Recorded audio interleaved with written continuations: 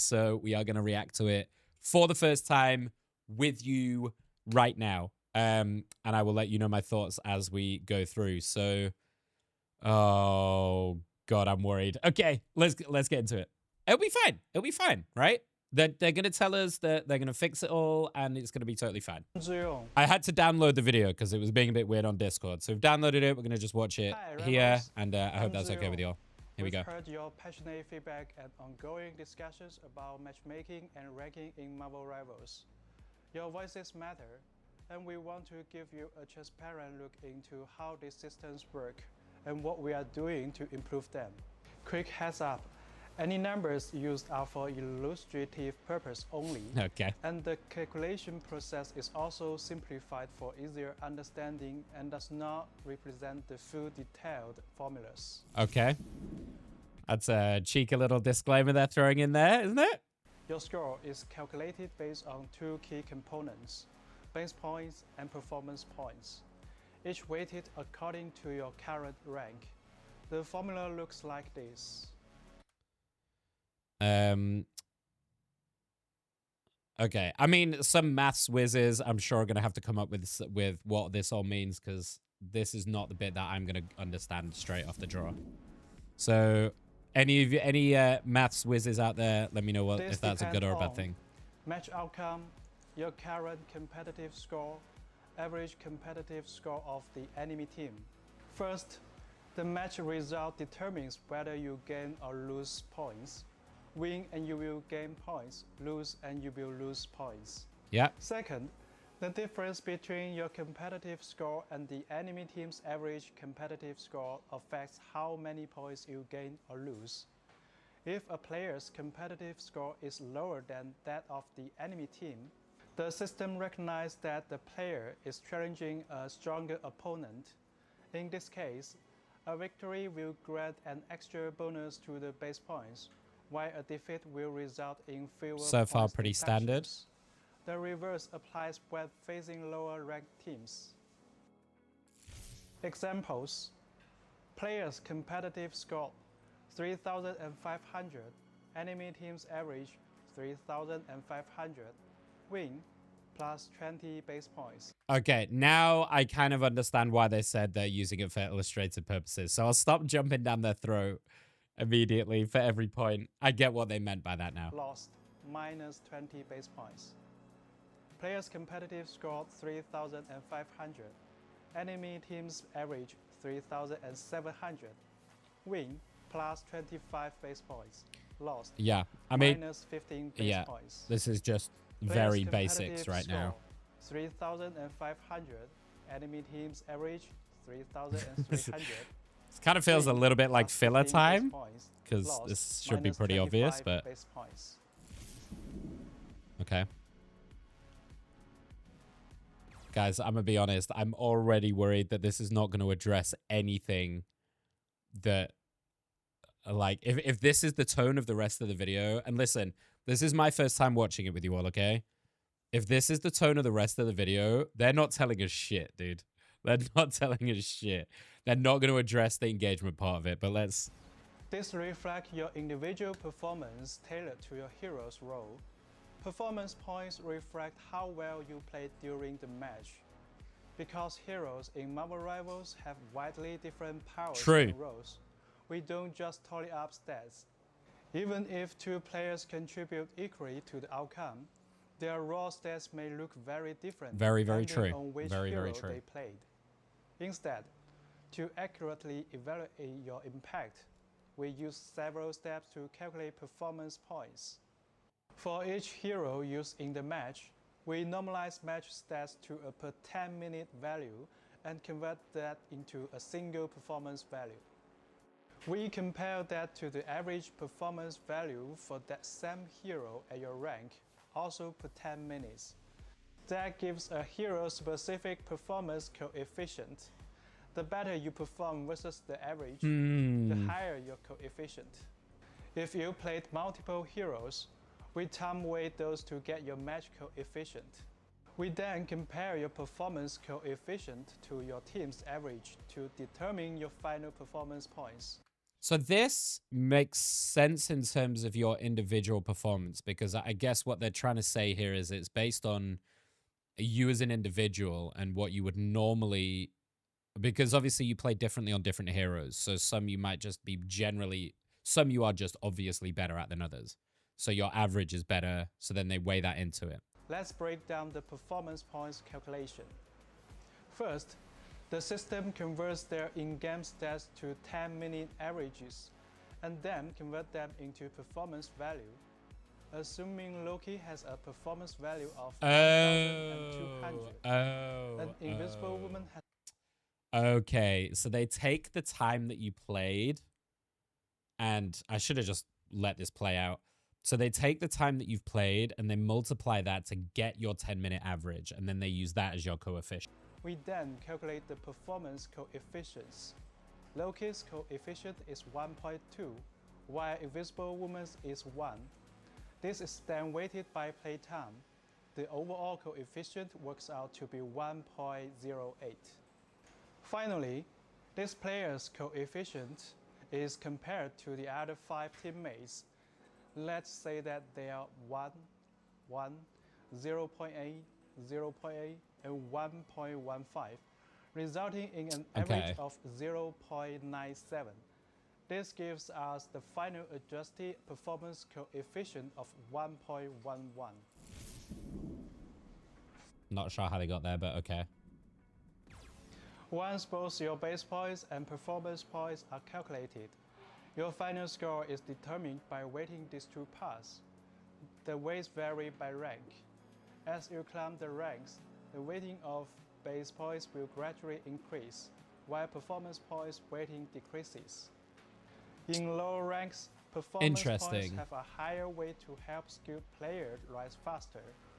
Higher ranks shift weight towards base points for consistency. Do you know what? I'm expecting to come into this and have a lot of negative feelings towards it. I'm trying to look at this very objectively. That's actually a pretty smart way in my head of doing the points side of this matchmaking. So before we get to the kind of engagement-based stuff and that side of it, the way that they actually determine the performance points seems pretty good to me. In terms of, because I've always felt like a game like this that's contingent on swapping your heroes a lot, on adapting, finding ways to win the game, is always going to be very difficult to weigh individual performance, because obviously stats mean different things for different heroes. So they've already taken that into account. I like the way that they do the time-based thing, where they use your time coefficient to average it to a certain point. I think that can skew a little bit in very short amounts of time. If you, let's say I jump on a hero for 20 seconds, does that count? Is there a minimum for this coefficient to count for that hero? Because if I jump on a hero for 20 seconds, insta-die and then change, or I get out of spawn and my team goes, no, we need this, change to this, and I change, does that still count? Because then there are no relevant stats there. Does that make sense? Is that kind of thing taken into account into this?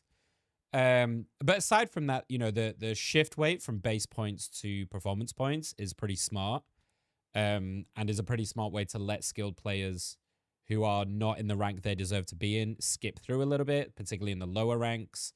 Obviously, placement games just cuts out all of that as a problem, to be honest. But if they're going to do it this way, that is a not terrible way to do it, to have base points matter a lot more in higher ranks, where the skill is going to be a lot more consistent, and the lower ranks, for those outstanding players who carry the game or smurfing or whatever, can move up quicker with the performance points. So I actually quite like that. Example, a player wins a rank match, earning 20 base points and 30 performance points.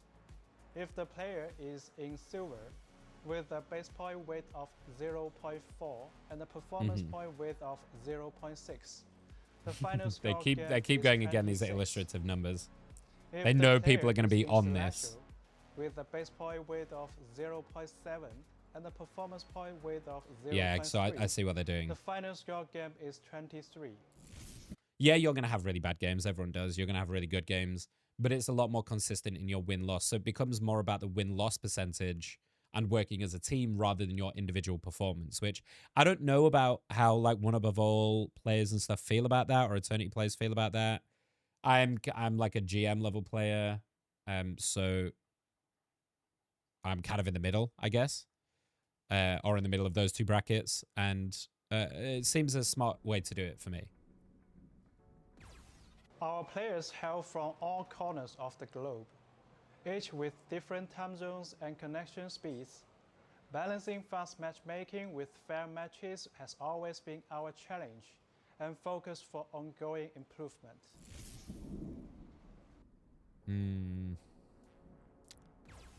I mean, why did that need a whole separate section is my question. What's... okay. They've just done a 2-sentence thing in an overview. Doesn't really make sense. Balancing fast matchmaking with fair matches. This is a PR thing. Our challenge and focus for ongoing improvement. Oh, sorry, I can't get that to... I mean, that's a fucking PR answer. That doesn't tell us shit. In Marvel Rivals, players are matched based on server node selection, team composition, competitive score. Once matchmaking starts, the system looks for opponents on your chosen server or servers. As wait time increases, the system gradually expands the search to higher and lower ranks, helping you get into a match promptly. The expansion is kept to prevent unbalanced games. Okay, that was going to be my question. Once we have 12 players within the acceptable ranked range, the match is set. Teams are then arranged to minimize differences in average competitive scores.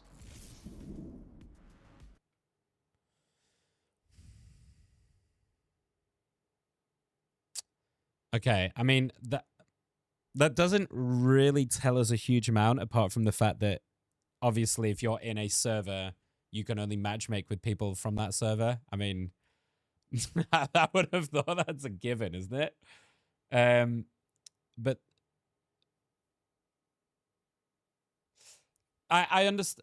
I want, like, I don't understand why they haven't told us what the cap is. Why does that information need to be withheld?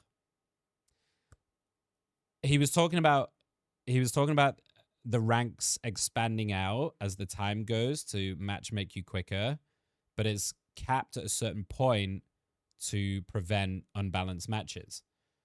What's the cap? Why are you withholding that information? That is the kind of stuff that we want to know.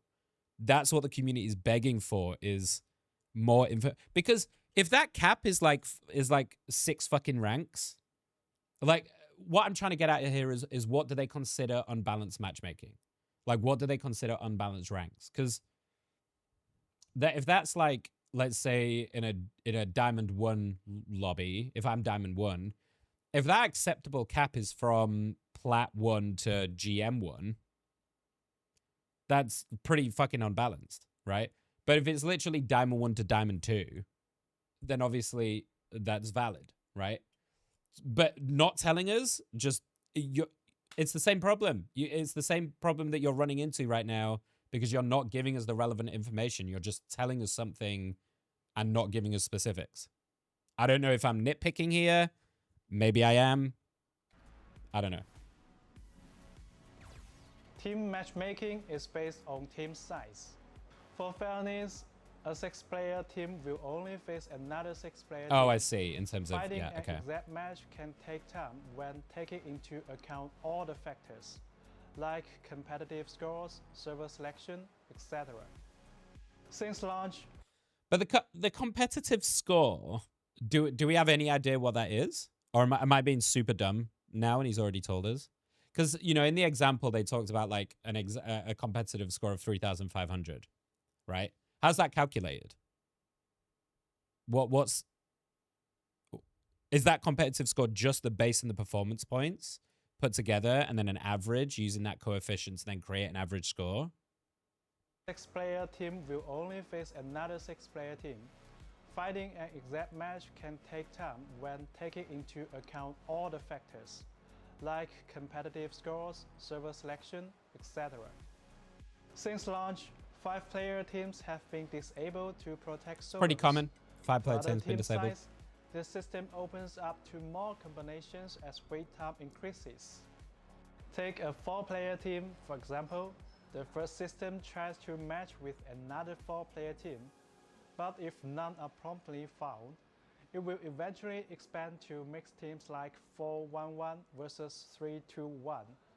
Longer waits means broader competitive scores ranges, and reaching the upper limit of the range can result in a difference in scores between the two teams. From the matchmaking results, this would appear to be an unbalanced battle.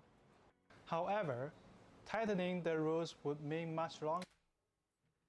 I knew it was coming. I fucking knew it was coming. And a bad experience. This is the core challenge. I knew this was coming. Matchmaking quality and speed. Team queues make this speed versus quality trade-off more noticeable. At higher ranks, there are fewer players and they. Okay, so I just want to go back here and just talk about this real quick, because this was what I was waiting for. I was waiting for the fucking hammer drop, right? And this is it right here. If none are so what he's saying is, if you are in a team of, let's say, 4 or 3, whatever, you go into a matchmaking, it tries to find you within what he talked about as the reasonable competitive points range. And if it can't find that, and we talked about, well, he didn't give us the information about what that is, what skill range that is. And if it doesn't, it continues to matchmake you in unbalanced matches. That's part of the fucking problem right there. You cannot have it for time's sake because it's longer queues. Make it an unbalanced match. That's the fucking problem. And yes, sometimes like the queues are a bit longer right now. I can guarantee you that if I ask any single one of you right now whether you would prefer to wait an extra 2 or 3 minutes to have a fair and balanced chance at the game rather than a much bigger mismatch, therefore a much bigger chance for a swingy game, I guarantee you every single one of you would say you would be happy to wait, right? So if this is exactly what I think it is, that's their fucking problem right there. It will eventually expand to mixed teams like 4-1-1 versus 3-2-1. Longer waits means broader competitive. Sorry, I'm having a problem with this fucking Windows player. And reaching the upper limit of the range can result in a difference in scores between the two teams. From the matchmaking results, this would appear to be an unbalanced battle. However, tightening the rules would mean much longer waits and a bad experience. This is the core challenge. Balancing matchmaking quality and speed. Team queues make this speed versus quality trade-off more noticeable. At higher ranks, there are fewer players and they are spread across different servers, so this happens more often. So, after careful review. Okay, before we get into what they're going to do about it, and I just want to point this out. I'm trying to come at this objectively and not super negatively. This feels like a cop-out. They're trying to put it on... The way that this is worded and the way that they're coming across with this is they're trying to say that queuing within a team is worse. You're more likely to get worse matchmaking by queuing in a team. And this is such a bad narrative to take, dude. I don't know. This feels like it's a very PR thing so far, which is what I expected. They've given us examples, but all of this stuff up until right now is all very wishy-washy that we could have guessed, right? All of this stuff is pretty standard for what you would expect in a game like this. We know that there's performance-based, and it's nice that they explained it a little bit, but this doesn't really tell us anything we didn't already know, right? Aside from maybe, for me personally, a lot of you may have known this, but how they did the kind of multiple hero thing, that was kind of good to know. But everything up until now has felt very PR-y, okay? And this last bit talking about the fact that it's it's kind of putting it on you guys and saying, hey, if you want to queue in a team, you're going to get unbalanced matches. And the way that he says it is like it would appear to be an unbalanced battle. Well, no, it is an unbalanced battle. That's the problem. It is unbalanced because you've just said how it's unbalanced. You just told us that because the competitive score that you use to matchmake is then too far wide because you've sacrificed the integrity of the competitive field to be much wider so that they can queue quicker and get into a game quicker. You've just told us that. So you've basically said that, hey, if you want to queue as a team, that's your problem. Homie, this is a team game. People are going to want to play with their friends. So I just think it's a really bad narrative to take. Be an unbalanced battle. But let's see what they're going to say as their solutions. After careful let's starting give him in Season 3.5, with temporarily restricted teams of 4 or 6 players from matchmaking at higher ranks, where their balanced matches are harder to find. Moving forward, we will continue to explore new solutions to they're not doing shit, guys. Needs of players. They're not doing shit. I'm telling you right now, they're not doing shit. Okay, I'd be very surprised if we get anything in this video. The tone that they're taking on this is so fucking PR, man, and I was ready for it. All they've told us right now is they're trying to explain themselves. So they basically said this is why we restricted the matchmaking for certain numbers, which is nice. And I think a lot of us were a bit like, why the fuck would you do this? But we've already talked about why this was competitively good for the higher ranks in terms of like being boosted to Celestial and stuff like that. But they haven't told us anything new. And I don't think the way that they put this, I don't think we're getting shit. I'm losing hope as we go through this. To understand how the matchmaking system works, here's an example scenario. Suppose player A teams up with player B and player C to queue for competitive. In this scenario, player A is Diamond 1, player B is Diamond 3, player C is Platinum 1. The average rank of this 3-player team is around Diamond 3. They select only the Oregon server node for matchmaking. Since there aren't enough teams of the same size and rank in the queue on this node, the matchmaking system gradually expands the search range as time passes. After 5 minutes, the system finds 9 more players who meet the criteria. These 9 players include another 3-player team with an average rank of Platinum 1, a 2-player team with an average rank of Diamond 2, and 4 solo players, player D, Diamond 1, player E, Diamond 2, player F, Platinum 1, player G, Diamond 2. To ensure fairness, the system first places the 2 3-person teams on opposite sides. Then, the remaining team compositions are Side A, 3-player team plus 2-player team plus 1 solo player. Side B, 3-player team plus 3 solo players.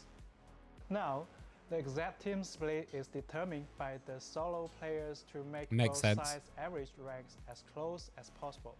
All of this is like just very basic Side A, shit that we could figure out. Diamond 3 average plus 2-player team, Diamond 2 average plus player F, Platinum 1.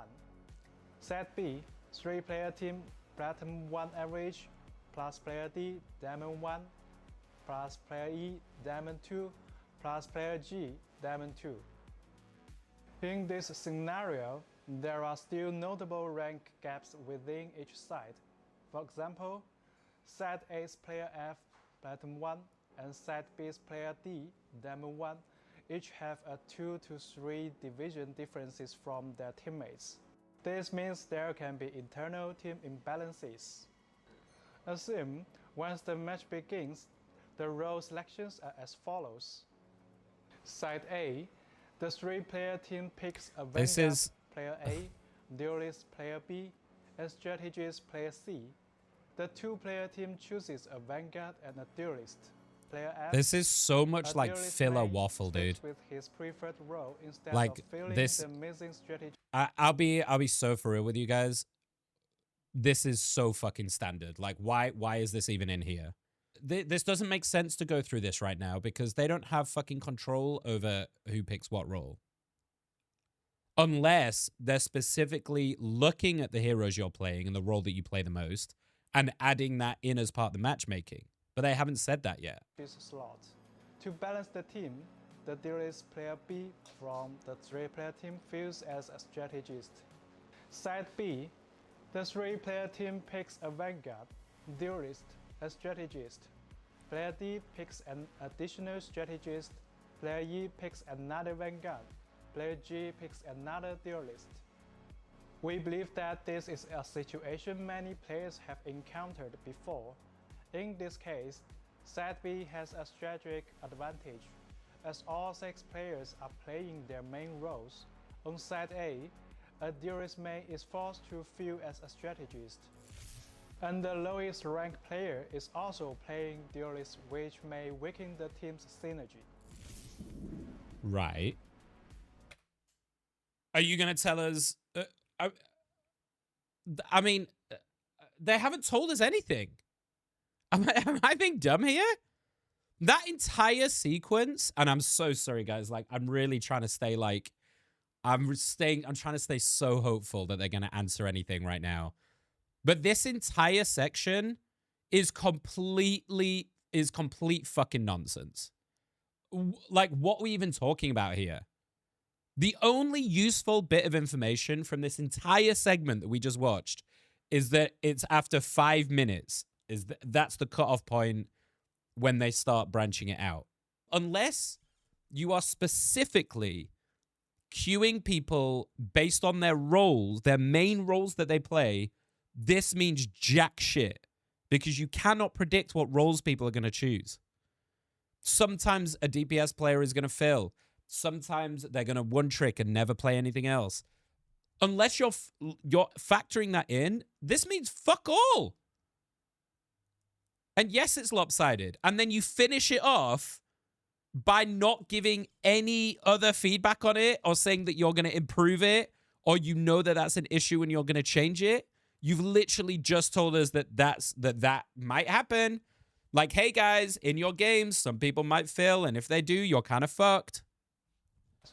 They've got strategic advantage. As all 6 players are playing their main roles. Cool. On Side A duelist main is forced to feel as a strategist. And the lowest ranked player is also playing duelist, which sometimes that happens. The team's yeah. synergy. And then you don't give us anything else. You just cut it off there. That makes 0 sense. You haven't told us anything. I fucking knew this was going to be a PR video, dude. I said to you guys in a video that I am predicting this is going to be a PR video. And so far, they haven't even mentioned Eomm. They haven't even talked about it, dude. Like, at all. And I'm assuming they're going to talk about it now. So I'm going to let him go. But we have just had 13 minutes of absolute PR filler fluff bullshit. We have received a lot of feedback from the community, with many players believing that our matchmaking system employs Eomm, engagement optimized matchmaking. This would imply manipulating the matchmaking queue to keep players' win rates around 50%, ensuring they remain engaged in the game. It's not to do with 50%, by the way. It's got nothing to do with an average of 50%. It's literally just the manipulation of the matches to keep you playing. Marvel Rivals does not use Eomm. So, why do some matches feel uneven? Why do certain players encounter loss streaks? Here we go. We would like to take this opportunity to provide some insights, hoping to clarify some of the confusion for everyone. This is crunch time. Here we go. In a competitive two-sided game, the fewer players on each side, the more accurately the competitive score reflects individual skill. However, as team size increases, this accuracy drops, since even if both teams have identical average scores, other factors like teamwork and coordination can sway the outcome. Additionally, Because we don't lock roles, players might end up playing a role they are Oh, less fuck comfortable off, dude. with, Nah, I knew which they were going to means do they this. may not perform at their rank's full potential. Even if you are assigned your preferred role, playing a hero you are less skilled with can also affect your impact in the match. So, That entire section is them saying skill diff, skill issue. They have flat out, they have the balls to flat out and say skill issue. That entire last couple of minutes talking about Eomm is them saying skill issue. It's them saying, if you're not playing on your preferred roles, hey, you're gonna lose, homie. That's on you. You're not playing your best role. We've given you a competitive score that we think you should be playing at, and if you're not playing at it, hey, skill issue. That's not what the community cares about. There is so much anecdotal evidence. There is so much evidence. I could bring up any one of 20 games from my last few streams, and it is so clearly skewed one way or the other. Like, they have the balls to come out with it. Dude, this is bad. This is really bad for them, by the way. If they don't address anything else to do with it, and I don't think they are because he's talking about role queue right now, this is really fucking bad for rivals. why don't we add role queue? First, we believe that allowing players the freedom to play as their favorite superheroes and team up with others to create diverse creative team comps encourages more varied strategies and gameplay. Second, This I agree with. adding role-based matchmaking would significantly increase queue times, while still failing to fully eliminate skill. I fully agree with all of this. I discrepancies don't think we should ever have role queue in this game, by the way. So I fully agree with what I've talked about role queue many times. I've said role queue should not be in this game because it handicaps hero creation and really interesting, engaging hybrid heroes. It stops adaptation. It stops allowing really fun, unique strategies like a 3-3, Gator, a 3-2-1 support, like a 1-2-3, and it locks the games to be very one-dimensional. So I fully agree with no role queue. Where there are choices, there will be differences. Objectively, it's quite challenging to have an equal number of players across the three roles. To strike a balance between matchmaking speed and fairness, the competitive score ranges for each role would have to differ. Roles with fewer players would have lower competitive score thresholds, while roles with more players would require higher thresholds. This, in turn, will lead to greater variance in match quality. We are working to introduce more interesting vanguards and strategies in future updates to give players more choices, but these changes will take time to develop. We thank you for. Is that them straight out coming saying you're about to get a shit ton more DPS? Oh, like, guys, this is worst case scenario, by the way. Like, this is not hyperbole. My read on this video right now is this is absolute worst case scenario for what they could have done. There were so many options they could have done with this, and this is absolute worst case. Here we go. Okay, win-loss streaks. Here we go. Statistically, win and loss streaks are a matter of probability. For example, if two sides are truly 50-50, over 3 games, the chance of 3 consecutive wins or losses is 12.5%. Over 10 games, the chance of 3 or more wins or losses in a row rises to 50%. So, over enough games, everyone will eventually experience win or loss streaks. For those interested, you can use tools to calculate the probability of achieving a streak, my whether God. it's 5 consecutive wins or 5 consecutive losses, under different win rate scenarios over 10 matches. Of course, the game isn't pure math. Several in-game factors can increase the likelihood and impact of streaks. Oh my God. making this There's no experience way this is feel what they're more going with. pronounced. For example, I team can't believe it, average dude. scores are rarely perfectly balanced. So actually win rates may not be exactly 50%. When queuing consecutively, you may face some of the same players in back-to-back games, which can carry over the outcome chance from previous matches. This is even more common in team matchmaking, where the pool of available I can't combinations believe is this, man. smaller, especially during off-peak hours or in less populated regions. So all of that, and I'll let him finish off in a second. All of that is basically saying, it's basically saying, shut the fuck up. EOMM isn't real. Win streaks and loss streaks happen. Deal with it.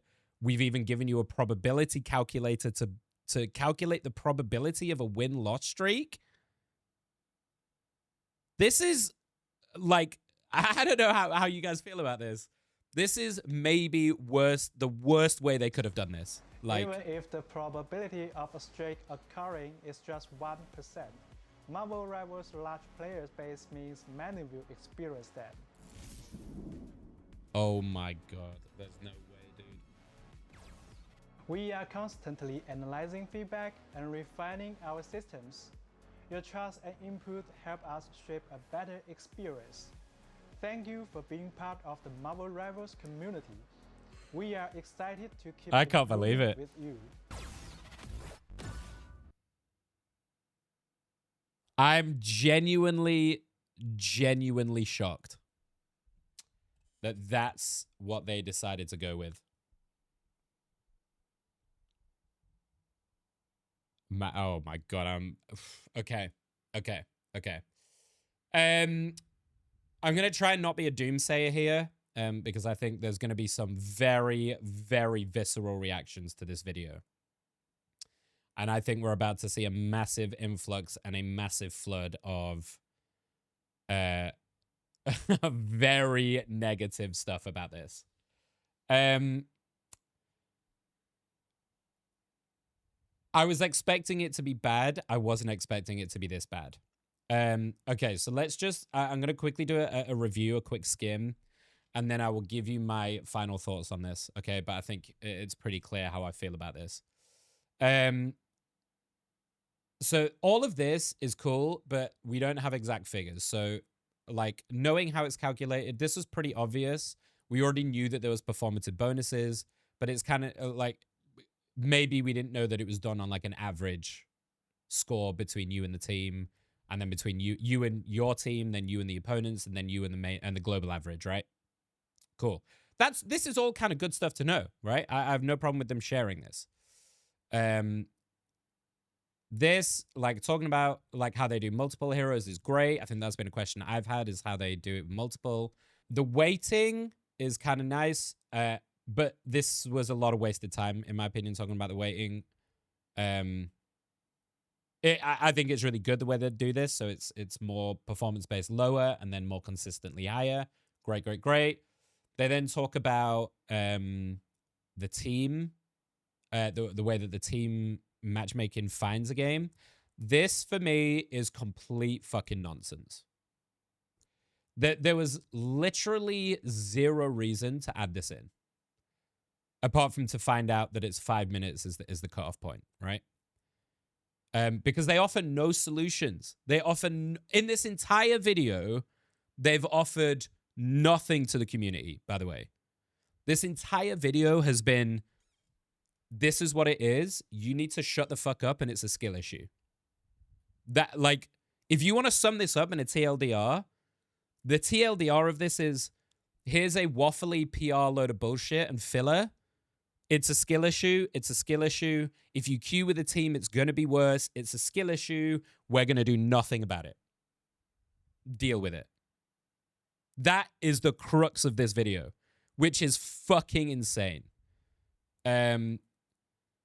The talking about the way that they talk about this engagement optimized is fucking terrible.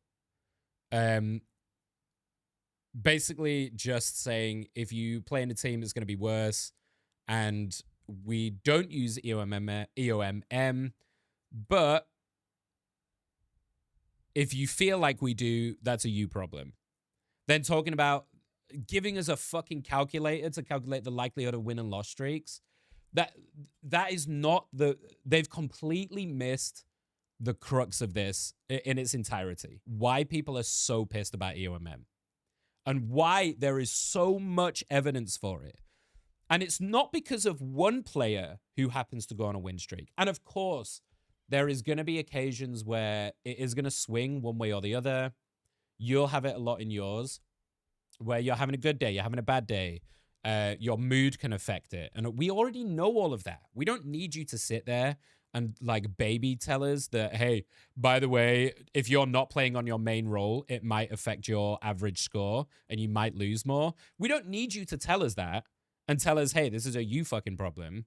We needed you to understand what the problem is. And the problem is the fact that you are very purposely taking away the choice of the matchmaking. And you've not addressed it at all in this video. Not even just a little bit. The only thing that you've been willing to commit to is to say that it's not Eomm.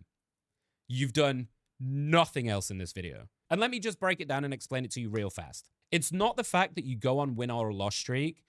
It's the fact that nearly every single time I can pinpoint and show that every single person on that winning team is on a win streak. And every single person on that losing team is on a loss streak. Very consistently. And yes, you have such a large player base that coincidentally, it's going to happen sometimes, right? Because there's just that many players. But having it this consistently and this much where people can notice it time and time again. And I went on a loss streak the other day and I can point to at least over 2/3 of those games where it's very obvious. We went and we looked through all of them. We went and we looked through all of the people in those games. Every single one of them was on a loss streak that we could have access to their profile, and every single one was on a win streak the other way. So the fact is not about whether win or loss streaks exist because we know they're going to happen. The point is that you lump them together to ensure an outcome. You purposely are putting together. And he's basically come out and said, hey, it's just coincidence that happens because they're just playing better and they're on a win streak. It's a skill issue. This is horrendous.